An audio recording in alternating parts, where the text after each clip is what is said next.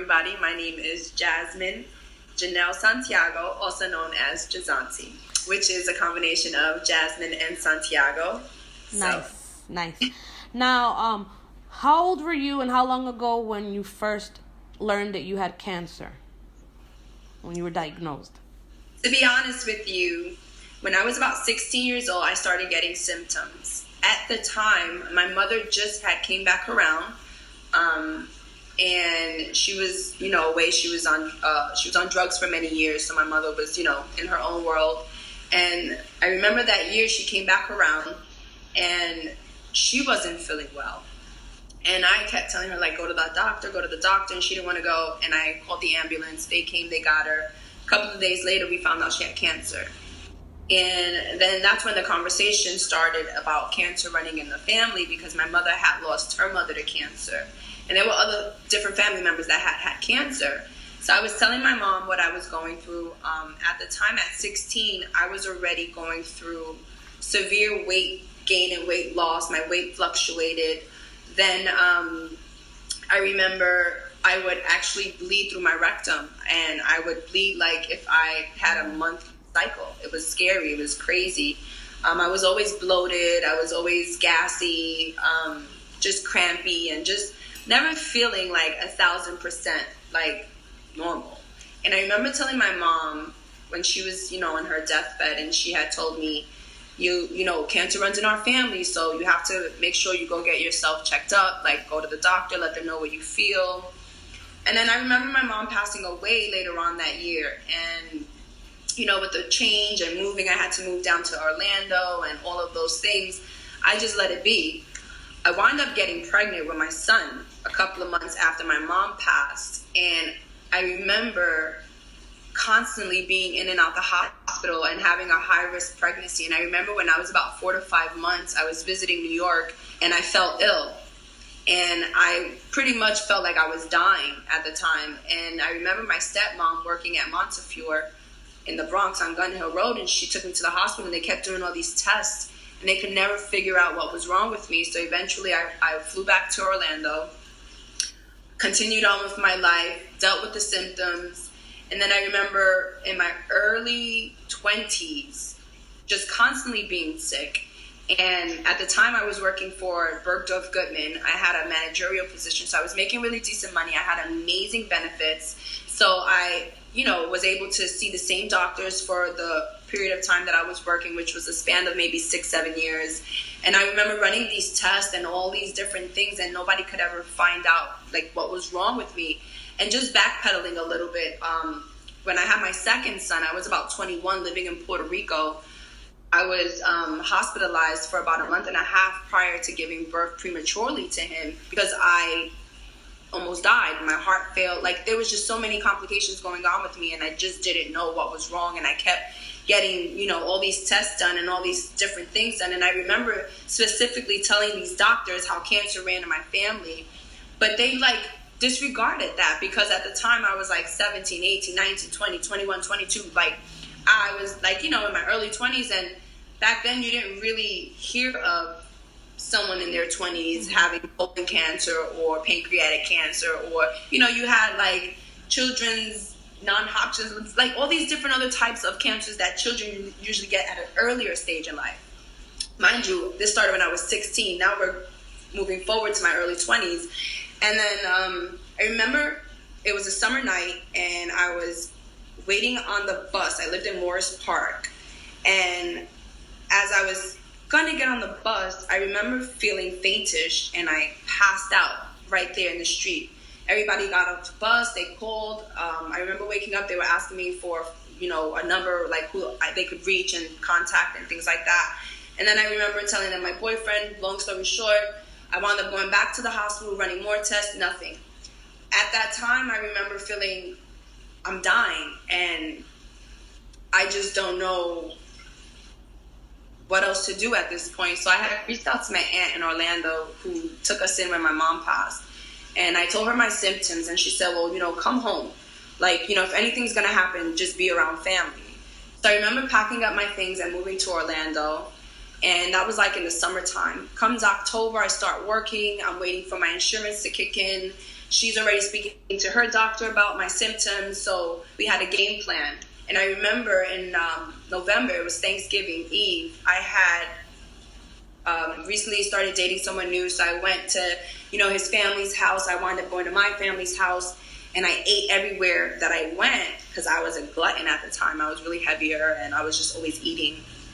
And I felt ill. I couldn't stop throwing up. I remember having diarrhea nonstop. Like, it was just indescribable. Like, it was just really bad, and you can tell that there was something really, really wrong. And we wound up going into the emergency room. And as God is my witness, like, this is how I know God has always been by my side during this. Because when I got to the emergency room, my aunt's doctor, who had already knew like my history, was the doctor that was on call. Wow. And at the time, I had just started revisiting church, and I was a born-again Christian too. And I was in my walk. So I remember looking at my aunt, and I was crying because I was so scared. And I remember just like saying, like, wow, how crazy is that? So instantly he admitted me because they already knew what was wrong, kind of. So he had, it was a Friday morning. He had ordered for me to, clean out my system so that they can go in and do a colonoscopy and see what they find and all these different things. And I remember Sunday was the colonoscopy, and I came out of, the surgery or whatever, the minor surgery, still surgery, and waking up, and I knew something was wrong because I can tell on my aunt's face. Excuse me for, choking up. This is no problem. And I remember them saying that they had found a tumor and they had to remove it. In your colon? Colon, in my large sigmoid colon. And, I was just like, okay, it's nothing. Because at the time I had already knew too, being that I had my son at an early age. I was 16 when I got pregnant, and I had natural birth. My son was a 9-pound baby, 22 inches long, 6'4" right now. So you could only imagine my little self carrying that monster. God bless him. I had hemorrhoids. So I'm thinking to myself, they're just polyps, like it's nothing, like, you know what I mean? Like, I've been dealing with hemorrhoids for all these years. Like, I had it under control, all that. So I remember going to work, and I remember going to pick up my youngest son, Javian, and them calling me saying that I had to come to the hospital, that they needed to talk to me. And I remember my aunt at the time, I don't know if she was working, but she wasn't around, so I had to go by myself. And I had called my father, whom I really wasn't raised with, and he was never really a support system. But at the time, like, he was my only living relative, so I had called him hysterically crying, and I was nervous. And I remember him giving me really, really tough love and telling me, like, why was I crying, that crying wasn't going to solve anything, no worrying, or whatever. Anywho, I go into the office, and the doctor asked if I came with anyone, and I told him no, that it was really just me and my son. And he asked if I can leave my son outside the room because he was really young, and I was just like, okay. That's when you already start to feel like, okay, something's going on. Yeah. I go and I see him outside, and at the time my son was 5, and he was a really good boy, and I knew he would behave. So I go inside the office, and the doctor had asked me, he said, do you know the difference between benign and malignant? And I said, yes, doctor, I've lost a multitude of. Is that what your mom passed away of? What kind of cancer did she have? My mother had pancreatic cancer. That's what my boy just passed away of. And that's like one of the worst types of cancer. Yes. So, okay. Really much you can do once it starts to spread. Mm-hmm. So, and then I just remember my mom dissipating within like 6 months. And to be very honest with you, when he asked me if I had knew the difference, and I had told him yes, at the time the doctor that I was talking to didn't know that my mom had passed away in my arms. So I seen my mom go from this voluptuous, really Amazonian, because my mother is a very big woman. She had ass and hips, and she was beautiful in legs. My mother was like skinnier than what I am right now. And I'm really skinny right now. I've been dealing with health issues. Anywho, so when he told me that the tumor that they had found and that they had biopsied was malignant, I just remember feeling like I dropped. Wow. really didn't fall, but it felt like I fell. And I had this instant like fear. And I kind of let out a little like, like a scream cry. And I instantly after that just like caught myself and was like, hold up. Bitch, cancer got you. You know what I'm saying? Like, you don't have cancer. Cancer got you. Mm-hmm. Because I remember just seeing my mother going. My mother didn't fight. My mother didn't go through chemo. My mother didn't go through radiation. My mother, just from the moment she found out, went downhill. And that's when it came to me in my head, like, yo, this is mental. This is what, all the things that you picked up and learned in life about certain situations. And even working where I was working prior to my diagnosis, working at Bergdorf, I was working for a holistic healer. She was a guru to celebrities. Like, I remember Robert De Niro coming into my office, Jennifer Lopez, Al Pacino, Martha Stewart. And I remember meeting all these people, Susan Lucci, all these people. And they used to come on a weekly basis to my boss.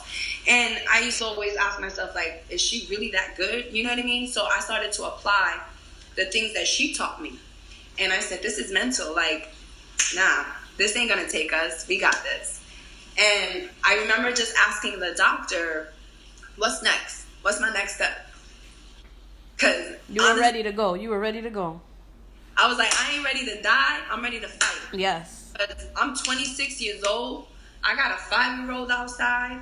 And then at the time, I had a 9-year-old in New York with his father. And I was like, this can't be life, Like, you already hit me with growing up without parents. You already had me grow up having to fight my entire life. The system, the streets, poverty, drugs, prostitution, like, all these different things. And it's just like, now you're giving me this? And I'm like, hold on, like, nah, something gotta give. And I just I swear to God, I put on my armor. And I just remember fighting after that. I remember, like, just looking for the surgeons because the next step was to remove my sigmoid colon, to do some more biopsies to see if the cancer had spread because I was already at stage 3.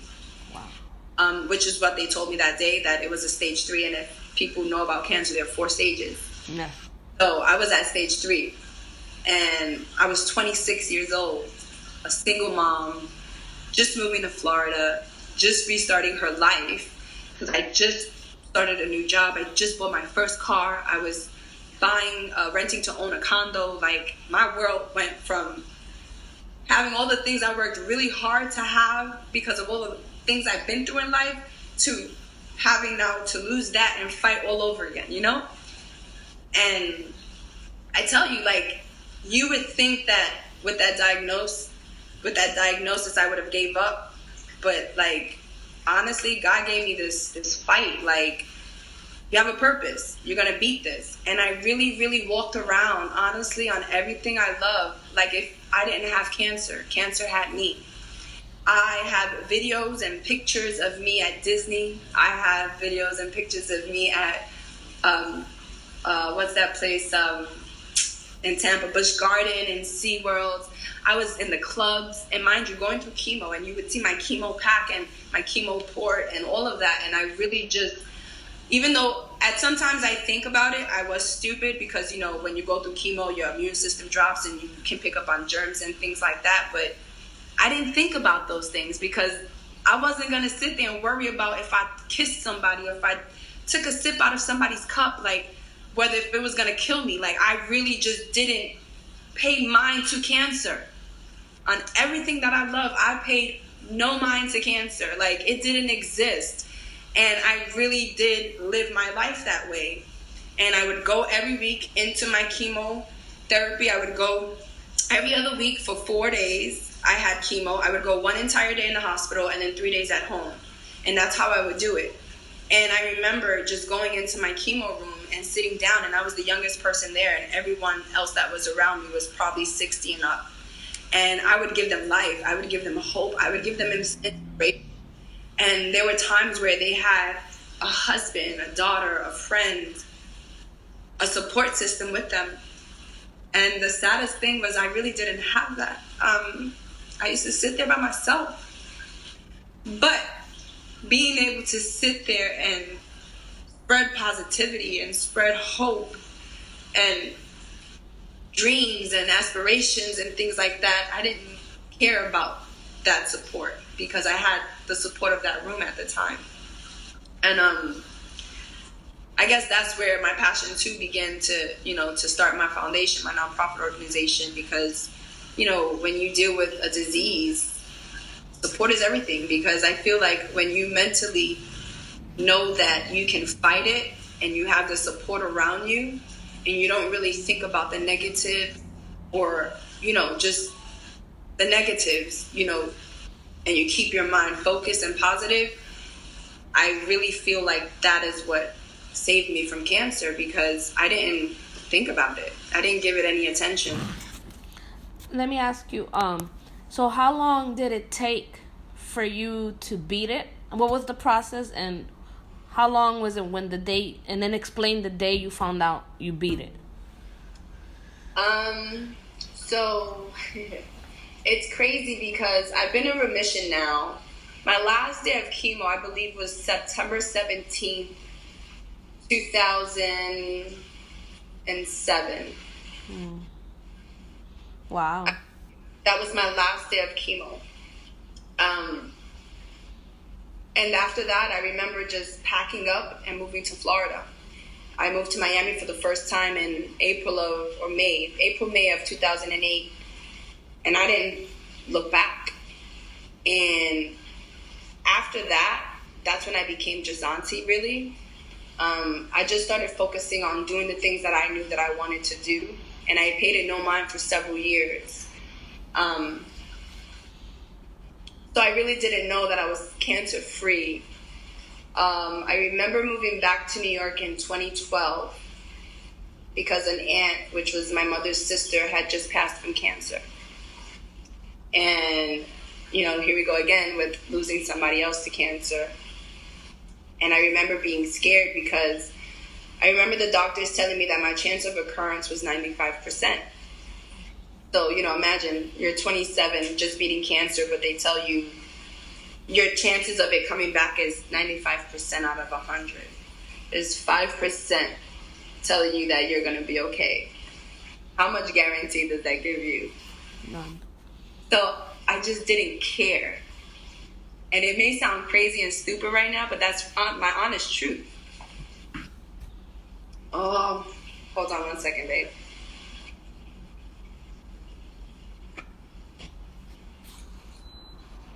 My computer just got hot. I don't know why. This temperature out here is no joke. Whew. So, can you hear me? Yeah. Okay. Oh, now I got poor connection. Hold on. But I can see you and hear you. Can you? Okay, because I know sometimes my internet goes in and out. No, but I can see and hear you. Okay. It's an amazing story. I had no idea. So where was I? So I wanted you to explain, like, the day you found out, what was, like, your last surgery, and they said, that's it, they don't have cancer. See, that's the thing, that it's never going to be that. Like I said, I remember just moving here, not giving a damn, and then moving back to New York and finding out my aunt had cancer and she passing. I had reached out to, I call him my brother, and we all know him. You know him, Mm-hmm. King 7. Mm-hmm. He's someone that I grew up with. I've known since I was a really, really young lady. And my headphones in my hands right now. Probably hear you. And so I had reached out to him at the time, and I was telling him that I wasn't feeling so well, and I had all these different symptoms, and he suggested that I go get myself checked out. And at that time, fear kicked in. And I wasn't so much into my Christianity, so I didn't have like the faith that I had back then. I had been faced through more difficult trials and tribulations with life after cancer, trying to rebuild, being homeless again, being famous, and still dealing with being broke, and having a name and people recognizing you out there in the streets. And I was going through, like, I don't even want to say a midlife crisis because I was still young. Mm-hmm. And it wasn't midlife, but I was just so lost. So, he had introduced me to this young lady named Vivian, whom I adore to this day. Vivian was such a strong woman, and Was she had cancer? yeah. So Vivian was this beautiful, amazingly strong woman who K7 had introduced me to, and she became a huge part of my Your journey. journey as far as showing support. Like I said, back then I had already seen it and knew it. But you know, when you see things and you feel things and you say things, but it's just say, she really kind of instilled a lot of that in me. And I was so blessed that K7 introduced me to Vivian. And she had been a survivor, and her and I had built a friendship throughout that course of time. And I promised her that I was going to go and get checked, and I did that. I got insurance, and I set up the appointments. And I remember the day that I was going to go get that first colonoscopy that I hadn't had in over 7+ years, which could have been the fate of my future. You know, it could have been like a cancer came back and all of that. I remember being in the hospital and finding out that same day she passed away. Wow. And that was hard. That was so hard because I was so scared at that time to get back into the medical world, because I knew what it felt like to be poked like a guinea pig, or you know, a lab test animal. Mm-hmm. That's what it feels like. You know, that's the best way that I can describe it to me. It's feeling like a lab rat, getting picked and poked and tested and offered these treatments that can assist, that maybe won't assist, that can be even more detrimental. You know, like, so it's just having real faith with this disease, I believe. So to hear that she passed away at that moment where I'm going to go do this life-changing, you know, Colonoscopy, I prayed. I came out of it okay. I still had the support of my brother K7 at that time.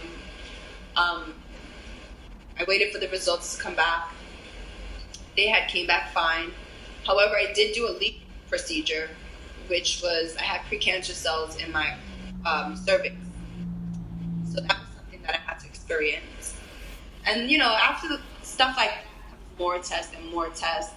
And then, you know, just moving forward down the line, it never really came back, and I never really clearly got the, you know, you're cancer free just yet, because I had all these different tests to run because of all these different also side effects that came with having cancer and going through chemo. And yeah, so then after that, there's been times where I've had biopsies in my throat. I've also had 2 biopsies in my breast. I've had my LEAP procedure done. I've also taken predisposition tests that a lot of people, you know, don't know that you can take. So there's something that's called the Lynch syndrome that I did, which gave you markers of, I believe, breast cancer, colon cancer, liver cancer, lung cancer, pancreas. It was a few of different, you know, cancers that it gives you the markers for. And I thank God that all of them came back negative. Amen. Yeah. And just up until most recently, they've been trying to figure out as to why I can't seem to keep weight on. They've checked for thyroids. I did find out recently that I do have a blood disorder called von Willebrand. I bruise easily. I bleed out. My menstrual is ridiculous. I'm going through premenopause. So there's still a lot of things that I go through. But to say cancer-free, I believe last year was the year that I finally got to hear, like, that word, you're cancer-free, for the moment. You know what I mean? How did that feel when you heard that? It was a great feeling, but I always knew deep down inside that this, and it's not to jinx myself because I have the faith, but I felt like this was just a scare. I never felt like it was going to come back. And if it ever were to, I think that I could still beat it. I feel like I have the tools needed even more now how to beat it. So yeah, like I said, I can't sit here and truly tell you that I am cancer free, because no one ever really knows. Because I can be, told I'm cancer free today, and then a year later. Yeah, absolutely. So, So let me ask you this. My last question to you. Now, how has it affected the way you live your life now? I know you're an advocate. Well, I'm definitely an advocate. I've always had that philanthropy in me. Only because, like I said, I grew up in the system, so there's always been that side that's always wanted to do for others because of what I've been through, and I know that there were times that I needed and I didn't have it. So I always had that inside of me. I definitely feel that it made me a little more louder of an advocate, and I try to do, as much as I can for the community. But it's hard sometimes, because when you're also a survivor or someone that's dealing with that disease, you got to make sure that you're good. So, as much as I want to do more for the community and more for my peers, I have to really focus on me, because right now I've been very sick again, and I don't know what it is that I'm going through. I'm waiting for my insurance to kick in on July 1st so that I can go see a doctor. I've lost about maybe close to 40 pounds in the past year. So, it's a battle that's never ending. Nope. You say you have that blood disorder. Yeah, it's just a multitude of things. It's nonstop. So that's why I find myself more in church now.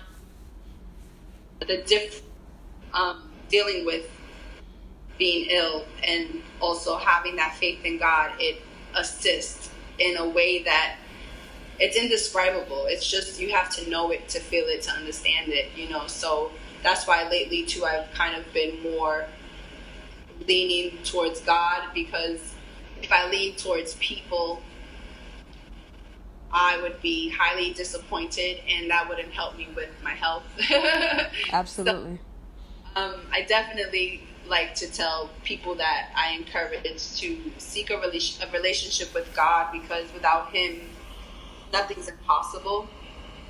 The word impossible is impossible. So as long as you have a strong faith, I feel like you can get through this.